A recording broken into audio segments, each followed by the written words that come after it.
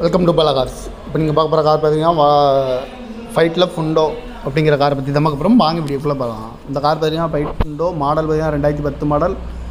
Owner பார்த்தீங்கன்னா 2 owner இருக்காங்க. இது ஒரு டீசல் வண்டி தான். கிலோமீட்டர் பார்த்தீங்கன்னா 1,40,000 கிலோமீட்டர் ரன்னிங் ஆகிருக்கு.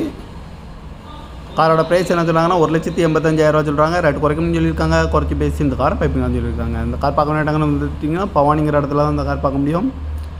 TN 47Y 0444 அப்படிங்கிற நம்பரில் தான் அந்த கார் இருக்குது அப்படின்னு இருக்காங்க. ஓனர் பார்த்தீங்கன்னா 2 ஓனர் வரும். டீசல் வண்டி தான்.